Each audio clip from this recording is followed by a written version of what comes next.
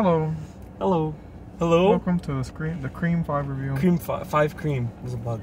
We have just finished watching the Cream 5 movie. 5 Cream, the movie. Yep, on opening day. Opening day. And now, how should we start? This movie. Should we just say like let's quick impressions? Sure. I think the best way to start, yeah, we're gonna start non-spoiler then. Okay. For like a minute. Really okay, quickly. so let's do quick impressions? You go first. Okay. I really liked it. Honestly, it's my second favorite in the series. I really liked it. And that's the end. No. That's the end. I really liked it. Did you really like it? I really liked it. Oh. Hey, did you really like it? Yeah. This movie, I kept on looking at Zach because so much shit, I'm like, bitch. No, wait. Like, no. some things I expected them, but some things I'm like, no, yeah. bitch, what the fuck? I heard a lot of reviews, like early reviews. So I knew already that it was going to be a requel. A requel, and they even stated They say it requel. It's a requel. It's a movie. Is there a button here and I fuck something up? I don't know. My car. I don't want to make us explode right now. It is a movie. And Yeah. you lost your phone. I knew it was going to be very meta because I had heard everyone saying like, it's one of those movies that like addresses the fact that it's meta, but it's doing that within the movie. That's making fun of the movie that's in the movie, like with Stab. Yeah. And they copy that in Scream, and they go into this movie, which notifies that it knows it's Scream, but it knows it's Stab's. Yeah. You know that joke in Deadpool where he's like, that was like 16 walls broken. Whole movie was that. Yeah. And I was like, at first, the first 20 minutes, I was like really bored. I was like, I don't think I'm going to get into this movie. But eventually I grew into it. It's, probably my third favorite, because we rewatched these. Saying we is not easy. We rewatched these. All four before like maybe like 5 or 6 days ago, and my ranking is still obviously 1 at the top. Yeah, I mean, yeah. And then for me, it used to be 4 was my second favorite, but I started to dislike the motive of the killers. There's also that really bad glare. If you've noticed, that movie has really bad like overshadow lighting the entire movie. And that's not obviously a big effect, but it's slightly annoying. So my favorite would go 1, 2, 4, 3 now, of the originals. So I was like curious where this is your second favorite. Yeah. This would be my second or third, depending on how I grow into it.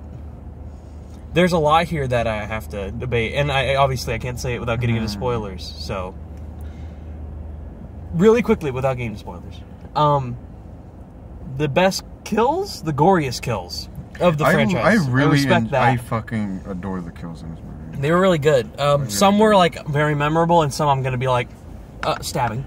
The basic stabbing, but there's some that are really good, and there's a lot of surprises. I didn't even notice that the other movies, like obviously there's kills and it can be kind of graphic, but this one, bitch, sometimes I go ooh. Yeah, that's, oh my god. With modern slashers, even like Halloween kills, they've recently just been like way more aggressive. That's like a whole nother whole nother level. But this is fucking still, eyeball popping. For Scream, I don't really expect like super crazy things, but this was like, goddamn. I liked it. I enjoyed it for a Scream movie. I mean, the other movies are basically just like stabs, blood slash. It's violent, but it's not like at the time in the 90s you couldn't push it that far. Most of the kills were just, and then a blood cut, and you would notice it. But back then, it's because they couldn't show more blood. Like, I know the garage death with Tatum was originally supposed to be, like, a head exploding, like, full of gore, and they couldn't do that, so they had to do the cut they have. So there's a lot of things to it. Here, they have more of a free limit. So I guess let's just get into spoilers early on. And I can bookmark this at 4 minutes. So, one reason why, in my head, I was contemplating, this might be better than the original, Dead Meat made a cameo in this movie. Dead Meat! Oh my god, bitch. James and Chelsea. They're getting married, like right around now. So it's kind of ironic. I remember I saw their review on Twitter how they went, we saw the new Scream, we were big fans. I'm like, wonder why. I wonder why you were big fans, you fucking. We know. That whole sequence of like that was the most weird meta camp thing I've ever seen.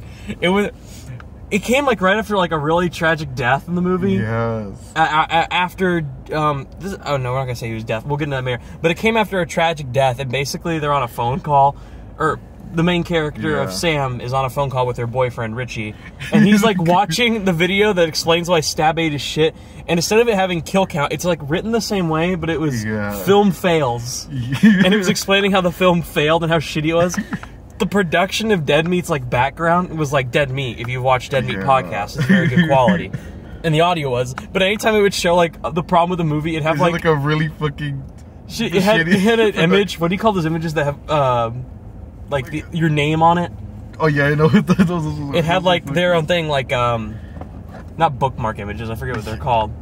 It was really like shitty production, shitty editing. Like it's something I would do. Yeah. it's like how I throw in text, but even worse than that. Like it was no detail, and they were going like, this movie is like so bad, it's sloppy and lame, and you just see a shot with a metal masked Ghostface with like two machetes. Which at one point we do get a 2-knife kill right after that, so it's kind of ironic. But was a very good kill and a very woe one. Let's break it down. So we get into the beginning of the movie. It's the opening scene that you have seen in the trailers. Yeah. With way more detail. It goes on for like 7 or 8 minutes. I really liked it. I liked it.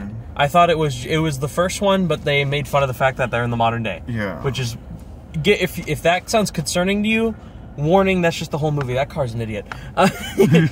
If that sounds concerning to you, that is the whole movie, though. It's a lot like the new Matrix, which is a film people are really mixed on. I don't think you know what happens in it. No. It is very meta. The first 30 minutes is them recreating scenes, and then you find out that was in a video game world. Neo's not actually dead. He's still living in the Matrix.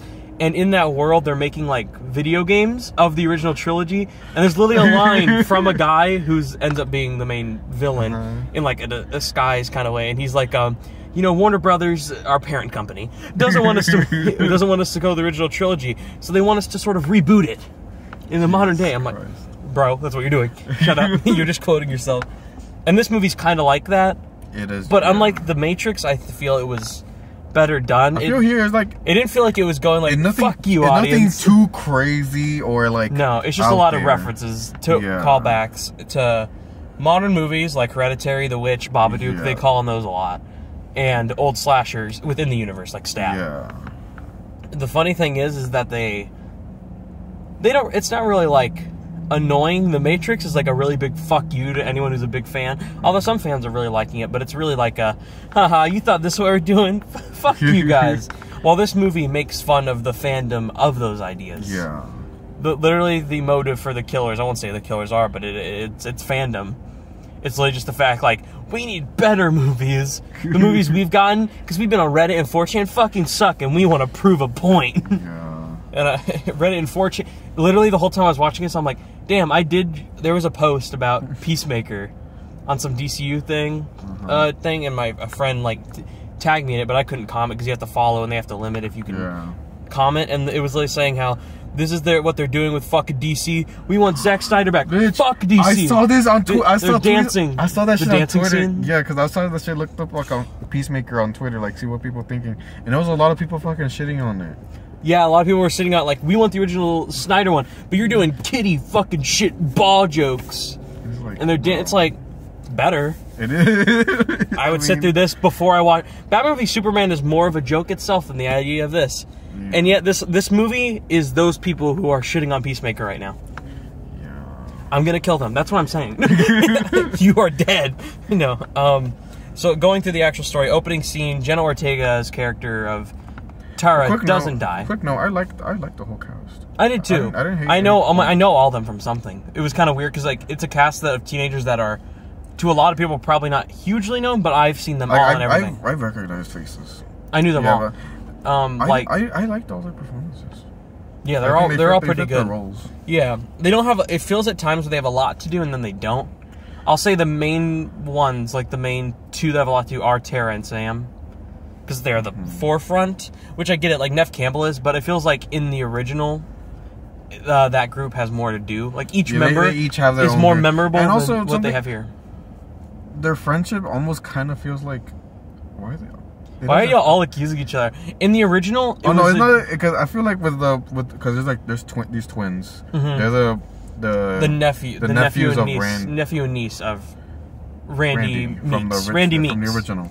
Yeah, and I mean, I think for them it's fine. Like, oh, they're like playful because it's like in their character basically. But they make fun. They all know a lot about movies, but so does everyone else, by the way. But then like there's like the other girl, like the girl with there's a girl with the pink hair and another girl with straight black hair, and it's almost like they fucking all hate each other. Like they're not even friends. I'm like, no, not really. Well, not just that. It's kind of hard to believe. In the original movie, they don't really like accuse each other. Yeah. You know, like in that movie, it's like Randy's like, oh, what if you're the killer? Did you leave her liver in the mailbox? Because yeah, that's like they're joking. Yeah, but it always builds up tension between those. Here, the whole movie, they're just like, what if you're the killer, stupid bitch? That would prove the point. But I feel like every fucking time. But I will say the girl one, and the guy, I like those two. She was better. The girl, she was a standout. Really She's really funny. I think she really pulled Randy's character really well. Yeah, if this makes money, they're clearly hinting at coming back to these characters. And I would look forward to it because I would like to see her the most, which would make sense. What if her and I don't think Tara Sam is older, like she's an adult at this point. She might not go into college, but maybe like Tara and her being the new Randy and him in college. Hopefully they don't kill her then. That'd be ironic. I hope they just don't copy the movies. I was really thinking like, oh my god, if they really go in this route, I really hope they don't kill her. If they do continue it, I hope they eventually don't kill her. I also hope it's not like the same movie. This movie is a requel. That means I hope in the next one it is original. Yeah, it's a different idea. Like, yeah. It's hard to come up with different ideas, but I feel like the direction, at least in this movie, while the pacing of this movie is at times can be slower and really fast paced, unlike the other four, I find them all paced very well. Yeah. Here there's some moments where it's a little uneven, but that's fine. I would say that's not the director's fault, but I would say like these two people who are Radio Silence and the producer, the guy who works with them, they did Ready or Not, and they clearly know how to do this tonal of movie. They could totally do another one. Yeah. All right, let's get into like the kills and then the people, because that will really going into the kills breaks down the scenes. Yeah, we will as we get to them. Okay, so killing, I really enjoyed all of them, and I was shook by a handful. So yeah, so the first one is Jenna Ortega. She doesn't die. She's in the hospital. Yeah. Wes, played by Dylan Minnette, he was pretty good in here. I've always enjoyed him. Weirdly enough, even though he's like older and he's been playing a high school student for like 10 years, it doesn't matter. He pulls it off. He actually like looked, unlike Ben Platt, sorry. This guy doesn't look 90. Yeah. And he's the son of Judy Hicks from the fourth movie, if you know her, Icon. Queen. She doesn't do a ton in that, but she's really fun in that and this. Yeah. And she's now the sheriff. Dewey's retired. He calls Sam and her boyfriend Richie, and they come back because Tara was attacked. Yeah. And then a lot of shit happens. That's when all the friends argue. Dewey gives them advice on like who the killer could be.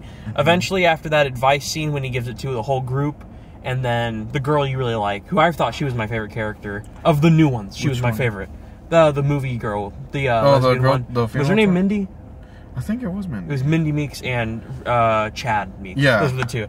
Mindy was really fucking good. She gave a whole speech about like, well, this is a requel. They're doing it with Ghostbusters. They're doing it with Child's Play. She gave the whole Randy monologue, which was really cool. She did it in a unique way that made fun of the fact of the movie we're watching. Yeah. But it was also really funny. It was so funny to look at like the Stab box set. They have the fake Blu-ray box set. They should make those Stab movies like real movies, just like shitty with in-universe movies. I want to see Stab 8. That looks like a blast. They mentioned, didn't the director of Knives Out do it? Yeah, they did. Oh my god. They made fun of Rian Johnson. That was so good. He's a great director, though. I don't think he would make that schlock. Yeah. The double machete in a fucking flamethrower. That was the most ridiculous thing I've ever seen. With the metal mask. Yeah. Yeah, come on. And all of them were connected to Sydney, they say, except the newest one, which would be Stab 8. So basically, after that scene, Wes goes home. His friends give him tasers and shit to protect himself. Oh, it was tasers and mace, right? Yeah. Yeah, and then he goes home. God. Judy leaves to go get their sushi, and then she gets a call saying, like, I'm going to kill your son before you even get back. So she rushes back. It's that scene you see of her screaming in the trailer. It's like one shot of her in that trailer. And she makes to the doorstep. He's behind the bush. And she gets brutally murdered on her doorstep in the daylight. I was so... I knew as soon as she was walked up to the door, she was fucked. I knew. Literally, with a lot of that, I'm like a few seconds before, I'm like, oh, yeah. I know exactly when it's coming. Yeah. Oh, I skipped the guy who died. There's this character, Vince, who really isn't a big plot point. He's related to Stu in some way. I already forgot how. I forgot. I forgot. Something about it. And he dies in like a car stabbing next to his car. Outside of a bar. Yeah. He got a pretty good stab. He got a good stab. He has pretty okay death, but he's not really important to the plot, other than their names relate, because the characters' names have to relate. Yeah. So after Judy dies, then Wes is inside showering. He comes out. He sets up all their plates. Yeah. We get a Lemon Squares cameo. Lemon Squares cameo. They were mentioned. Yeah. I bet like only the 20 people who just watched Scream 4 recently get that, like us, and then the others are like, okay. What the fuck are you talking about? Like, cool. Lemon Squares. Guess she has them. Don't remember that. Oh, they're gonna go back and watch the fourth one and be like, she threw them shits in the car. Okay. If you're a Scream fan, you'll know. Wes ends up getting killed. His death, ooh, bitch, his death. Yeah, they show. There was a lot of fake outs because they were like showing like he opens a fridge. They did it. It's because in the scene before they were mentioning like there's always those cheap jump scares behind the doors, and of course when it comes to the they did it like four fucking times. He comes out of the shower, opens the door, ding. He goes in the he opens like this like closet door, puts something up, closes it, nothing's there. Opens the freezer, does it, nothing's there. And then he goes back outside, there's nothing there, and then he turns around from the door to his front yard, and behind him is Ghostface, tackles him to the ground, tries to get the taser. Dylan Minnette dies fairly early, like 35, 40 minutes in. And I thought he was 40 minutes in. I thought he was one of the killers. No, I thought that from the trailer, and then as the movie went on, I'm like, it's not adding up for him. It's not really adding up to be him. And he gets stabbed like right here in the neck. Ooh, and then it goes through the other side of like right here. Yeah, it doesn't like pierce him like where it goes like it's not this part of your neck. Yeah, it's like just the side, but it's deep cut, and then you see it come out the other side. I thought he was gonna like pull it out, and I was gonna be like, oh fuck. I thought he was maybe like gonna barely survive and grab the taser, but no. Maybe in a moment. No, it was a sad death too, because like his mom died before that. I don't. Did he? No, the whole time I was thinking like, did you see his mom die? No, I was thinking the whole time. I'm like, oh, he's gonna open the door and see his fucking mom. Yeah, that didn't happen. Thankfully. No, he died. Thank God. Thank God. He didn't have to experience it. Good for him. Okay. He didn't have a 13th reason. No. Next death. Next is after that. That's when he's watching the video of dead meat on the computer. Oh, Gail shows up, talks to Dewey. It's an emotional scene about why they broke up. And going like telling them to stay safe either way and stay away from each other for that reason. Yeah. And then Dewey and Samantha gets a call. Yeah, Samantha gets a call that they're at the hospital. They need to go. Yeah, and they need to go there now. And so they rush to the hospital. And Richie also knows to head there. Yeah. So he heads there too. Dewey and them head there. Richie heads there. Richie shows up first. Tara's like going around the hospital. It's pretty much abandoned, but there's like a dead body of like the people at the front desk. A security guard. Yeah, the security guard there was dead.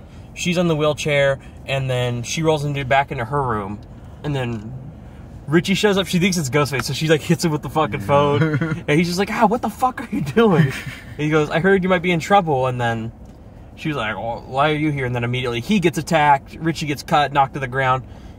Then basically Ghostface calls Sam and says, you have to choose one, your sister or Richie, and they're pretty much on opposite sides. Yeah. Tara's crawling that way, Richie's pretty much laying on the ground. And then she keeps talking to him to distract him. Eventually the elevator opens up and it's that badass shot of Dewey with the gun. Shoots at him. Great sequence. This whole sequence is very intense. Probably the most intense one logically of the movie. And we basically get to the point where they get back to the elevator. They all escape the elevator, but he goes, I need to give one final shot in the head just to make sure this person's dead. And he goes over there. As soon as he's about to load the car, and then the phone rings really loud. It makes him jump, and then Killer gets back up, gets him right in the chest, and then gets a knife in the back, and then he literally slits the insides of the opposite sides out and open, and you just see it all fall. And the call he was getting that distracted him was from Gail. That, like, I wasn't, like, sad. I was like, they didn't handle this death great. And then I saw Gail's phone. I was like, fuck. And the thing about that fucking sequence, I'm like, oh, bitch, I know he's not going to get in the elevator. Because that shot in the trailer where he takes out all the bullets. Yeah, I knew that meant. I'm like, oh, bitch, he's fucking. Yeah, as soon as it was building that. And then they go to the hospital. Or Gail and them all show up. And then they actually get treated at the hospital. And they're sad to find out they died. Then Sydney shows up. The OG herself. The Scream Queen. She's my favorite Scream Queen of all time. I think she's arguably like the most.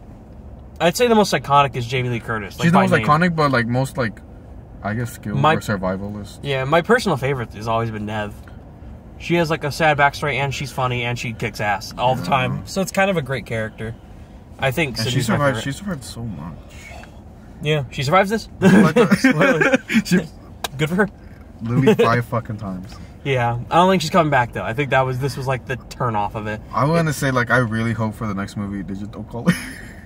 No, I don't think she would come back. I think that if they ended it in a way where it's like, we want to do more, it'll be with this cast, hopefully you like them. Yeah. We're done with the legacy characters, though, so that's good. I wouldn't mind. I wouldn't mind. At this point, it is like, I feel like it is a bit ridiculous. You got Dewey, yeah, especially after Dewey's dead. Gail has a successful show. She has an emotional line at the ending. Sydney has children. It makes sense that this is the ending. Yeah. This is like Paul Walker in Fast and Furious. It's dark. It's kind of true, though, if you know what happens in those movies. So let's say they leave the hospital after all this happens, and they're basically like, all right, we need to take Sam with us. Richie and Tara are going to leave. Take Sam with us. She's in the wheelchair already. And Sydney then first... Mom is here, so I will give just my quick rating. Okay. I give this movie... Honestly, as of now, from like fresh out watching it, I gave it like a 7.5.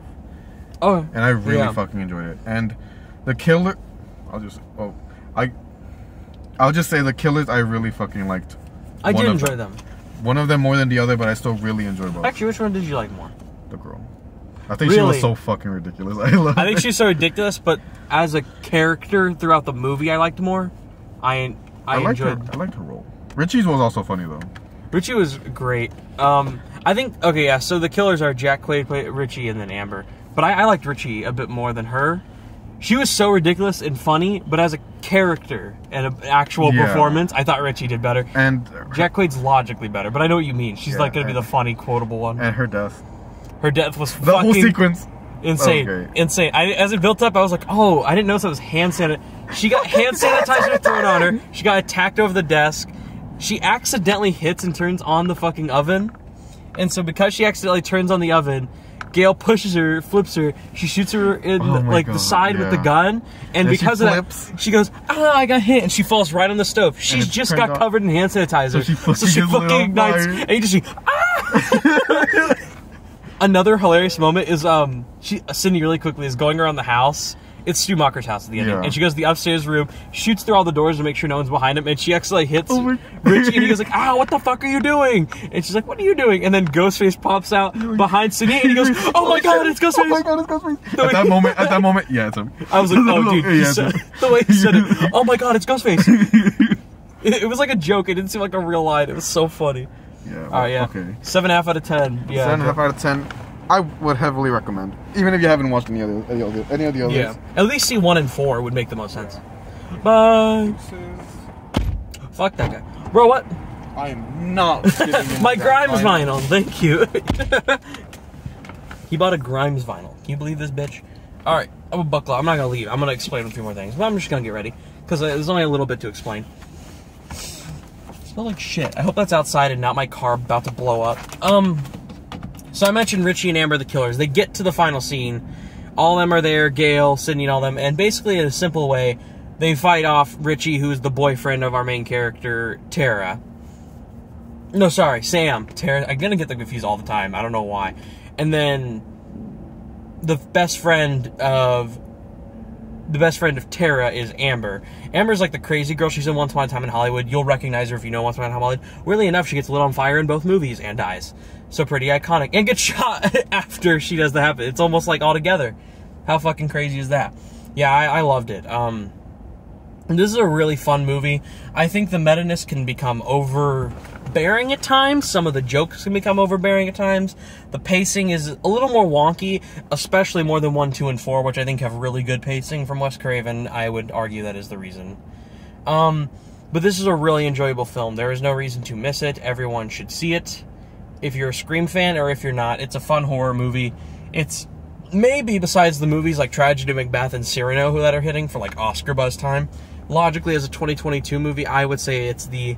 Let me move this over a bit to me. This is probably the best movie that's hitting theaters, I could say, at the moment. So for me, I'm with Gabriel. I thought he liked it a bit more than me, but I would also say 7.5 out of 10.